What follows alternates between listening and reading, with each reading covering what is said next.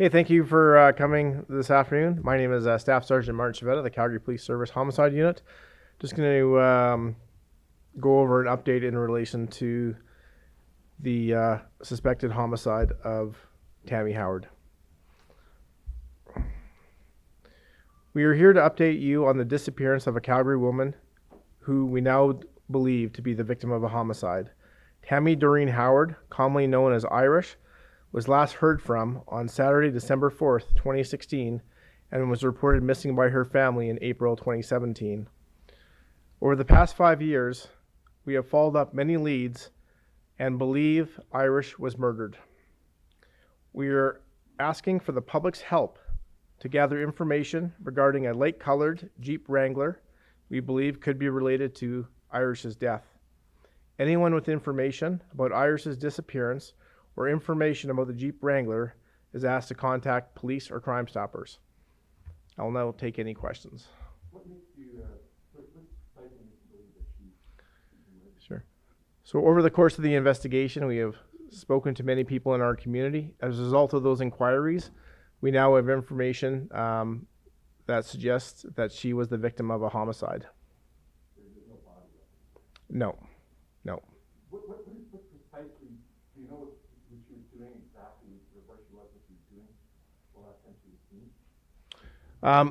seen? She was last seen in Calgary, and since that time, her family has not had contact with her. They became very concerned and contacted the CPS.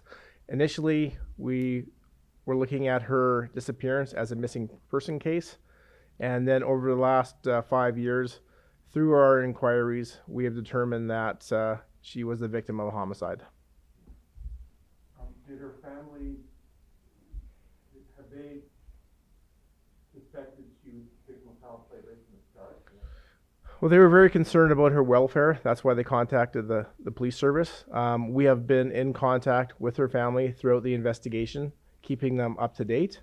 And they, now know that we believe that she was the victim of a homicide and she won't be coming home. What's the significance of the vehicle that she was in? We believe that this vehicle played a part in the homicide. As far as which part that played, we're asking the public for information in regards to that.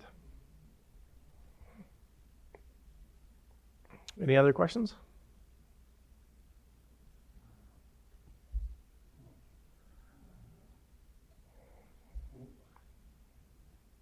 When it comes to the Jeep Wrangler, it wasn't owned by her? No, we're looking for information on the Jeep Wrangler. If someone knows who the registered owner was this vehicle used, how it was used in the homicide, these are things that we need from the public. And that's why we're releasing a photograph of a similar Jeep. I think if you don't have any suspects in mind right now, or if you're just trying to fill information? We're trying to get information from the public right now. I would say the investigation is progressing, but we need help from the public to continue to push the investigation in a positive direction. I mean, it's been a few years now. I mean, that makes it more difficult and challenging. Yeah, absolutely. Some homicides we're able to solve within hours, sometimes days, sometimes months. Sometimes it takes us years. But our commitment to any family of a homicide is that we will do everything we can, utilizing all the resources of the police service to try and hold people accountable. You don't have any idea of any reason why she would be a victim, like anything she was involved in or people she knew? Yeah, that's all part of the investigative process. And, when we come to the point of making arrests, hopefully all those questions will be answered, especially for the family. Can you tell us whether there was any knowledge of her being anywhere when she was considered missing, or was she never heard from again after the time? Right, yeah, never heard. So, say initially we were investigating as a missing person. We exhausted all of her footprints of life, and then through the course of the last 5 years, information started coming in regarding that she was in fact murdered.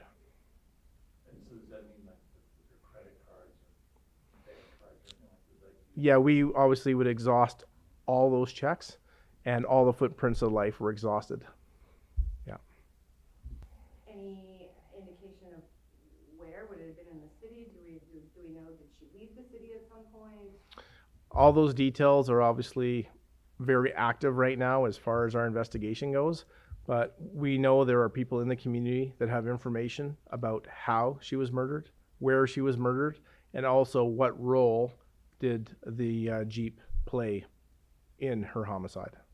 Does sometimes the passage of time help with these? Like, it seems like 5-6 years go by with not much information, and then people change allegiances, friend groups, they remember something. Does that happen, that over time people will sort of come forward where they might have been reticent in the beginning? Absolutely. We have lots of examples, within our city where, older files are now being resolved through sources of information, people being more comfortable to speak to police, advancements in forensic science. All these things play a part. We're hoping with some more information from members of the community in this case that we'll be able to identify the people responsible and hold them accountable and provide some answers for the family. Just lastly, how big or small a detail do you need that could help turn the tide on this? Well, I've said it before, no detail can be too small. We have to take that information and put it in relation to all the other pieces that we have. And it's very similar to a jigsaw puzzle. We're here to solve it. And sometimes that last piece of information is what we need to conclude our investigation. Okay, that's all I got. Thank you.